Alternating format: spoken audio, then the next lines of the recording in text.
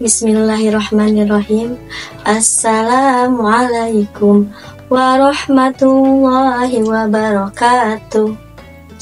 Alhamdulillahilladzi arsala rasulahu bil huda wa dinil haqq liyuzhirahu 'ala dini kulli wa kafa billahi syahida.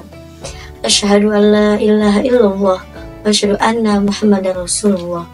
Allahumma sholli ala sayyidina Muhammad wa ala alihi wa sahbihi ajmain. Amma ba'd. Alhamdulillah, puji syukur kita panjatkan kehadirat Allah Subhanahu wa taala. Atas berkat, rahmat dan karunia-Nya, kita bisa bertemu dengan bulan suci Ramadan tahun ini dalam keadaan sehat walafiat. Dan kita masih diberikan kesempatan untuk menjalankan ibadah puasa di bulan Ramadan ini. Semoga Allah senantiasa memberikan kita kesehatan dan kekuatan untuk menyelesaikan ibadah ini dengan baik. Amin ya Allah ya Rabbal Alamin. Salawat serta salam tak lupa kita panjatkan kepada Nabi besar Muhammad Sallallahu Alaihi Wasallam, kepada keluarganya, sahabatnya, dan seluruh pengikutnya beserta kita selaku umatnya yang semoga mendapatkan syafaatnya di yaumul qiyamah. Amin ya Rabbal Alamin. Pada sore ini, Ibu akan melanjutkan kisah Rasulullah, yaitu mengenai isyarat kepergian Rasulullah hingga Rasulullah dimakamkan. Menjelang kepergian Rasulullah Shallallahu Alaihi Wasallam, muncul berbagai pertanda dari ucapan maupun tindakannya. Tidak seperti biasanya, Rasulullah iktikaf selama 20 hari pada Ramadan 10 Hijriah. Iktikaf yang beliau lakukan biasanya 10 hari. Malaikat Jibril pun menguji Al-Quran dari beliau sebanyak 2 kali. Pada hari Senin 29 Safar 11 Hijriah, suhu badan Rasulullah sangat panas. Beliau sakit sekitar 14 hari. Selama sakit, beliau tetap melaksanakan sholat berjamaah sebanyak 11 hari. Saat berada di masjid, Rasulullah berpesan agar jangan menjadikan kuburannya sebagai masjid. Saat hendak mengimami sholat Isya, Rasulullah pingsan hingga 3 kali. Sehari menjelang wafat, Rasulullah memerdekakan para pembantu laki-lakinya, menyedekahkan dinarnya, dan memberikan senjata miliknya kepada orang-orang Islam. Saat waktu duha, Rasulullah memanggil Fatimah. Beliau juga memanggil kedua cucunya dan memanggil istrinya. Beliau menasihati mereka. Sakit Rasulullah makin parah. Selain itu, pengaruh racun yang disusupkan wanita Yahudi saat di Khaybar makin terasa. Beliau menceritakan rasa sakitnya pada Aisyah, seakan-akan nadinya terputus akibat racun itu. Abdurrahman bin Abu Bakar masuk menemui Rasulullah sambil memegangi siwak. Aisyah kemudian membantu Rasulullah untuk bersiwak.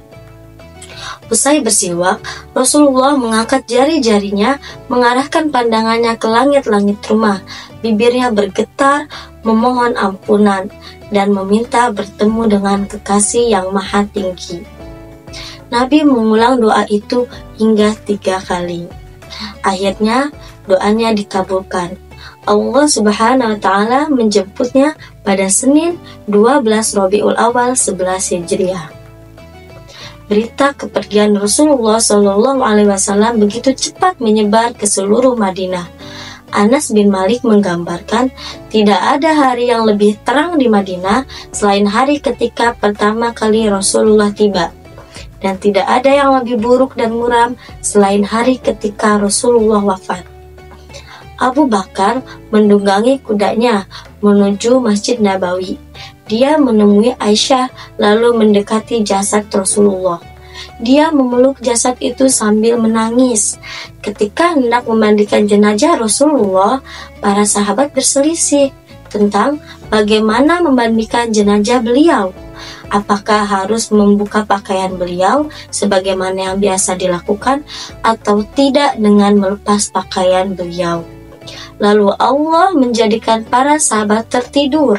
Saat tertidur, mereka bermimpi ada seorang yang tidak mereka kenal muncul dari sudut rumah sambil berkata agar memandikan jenazah Rasulullah tanpa melepas pakaiannya.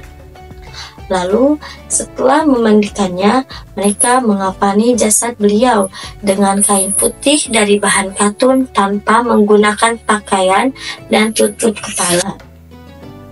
Kemudian umat Islam menyolatkan Rasulullah secara bergantian per 10 orang dengan urutan istri Rasulullah, keluarganya, muhajirin, ansor, muslimin lainnya, dan anak-anak Rasulullah. Rasulullah mengembuskan nafas terakhirnya di kamar Aisyah.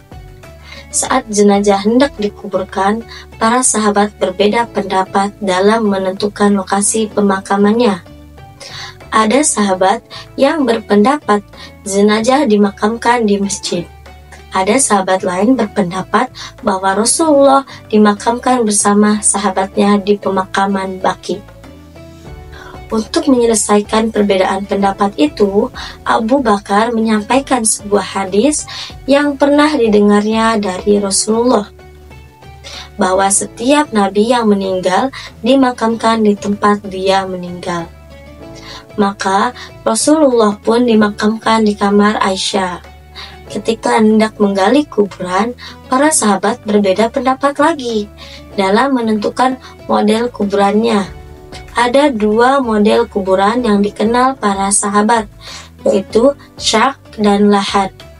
Kini Umar bin Khattab turun tangan. Dia menyarankan para sahabat untuk langsung memanggil pakarnya. Para sahabat pun segera mengirimkan utusan untuk mencari 2 pakar model Lahad dan Syaq. Ternyata utusan hanya dapat bertemu dengan Abu Talha, yaitu seorang pakar model Lahad. Para sahabat menyimpulkan bahwa Allah memilihkan model Lahad untuk Rasulullah. Rasulullah pun dikuburkan pada Selasa malam. Demikian cerita Rasulullah pada hari ini dari Ibu. Kurang lebihnya mohon maaf. Wassalamualaikum warahmatullahi wabarakatuh.